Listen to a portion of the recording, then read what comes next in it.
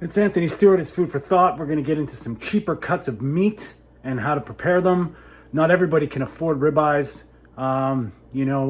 There's a lot of different cuts that if you know how to manipulate your way into making them magical, this is one of them. And it's a chuck steak.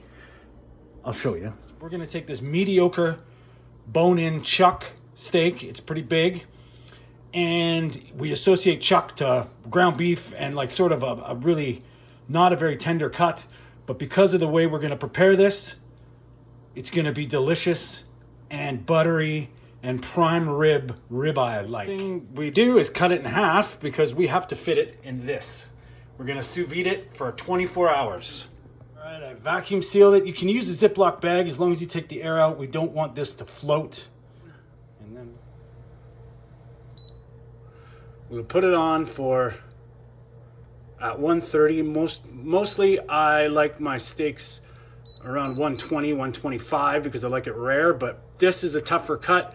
We've got a lot longer to play with, so we're gonna put it in for a little bit of a higher temperature at 130 degrees, and then we'll put it in for 24 hours. So we'll say 28 hours, let it rip. Now this thing has to be submersed completely. You can see how it's all the way in. It's not floating around. We want it to be as submersed into the water as possible, and that will create the even heat, and we'll check it in 24 hours. And you can season this if you want to.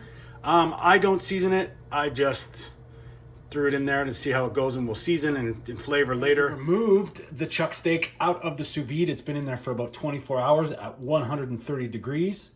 Now, as you can see, I've blotted out the juice. I've dried it up, maybe a little bit more here. And it's the color of perfect medium rare prime rib. And now you can feel the texture of it. It's gorgeous. It smells good.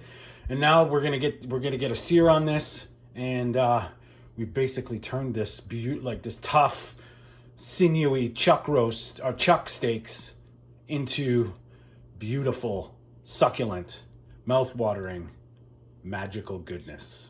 Okay, I've seasoned both sides with salt.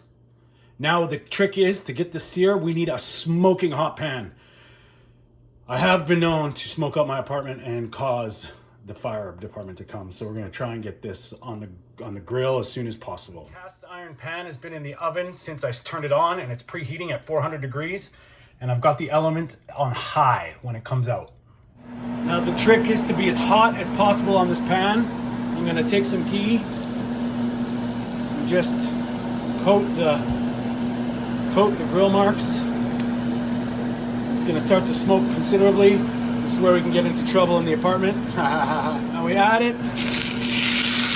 We're just gonna cook one side of this, maybe a little flash on the other side for about 20, 30 seconds.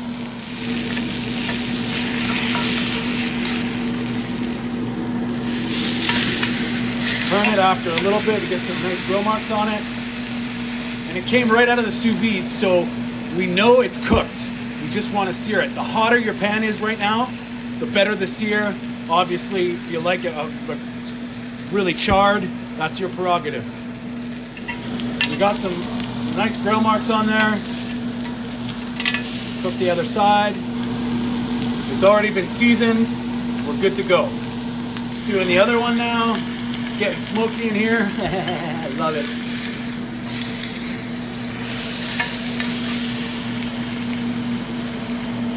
Hopefully no fire department gets called. As hot as possible on this grill. I wish I had a barbecue or a top burner grill. That's enough of that. See, it's got some nice little sear on it. The bones there, that's why I'm using the grill. Cook that other side.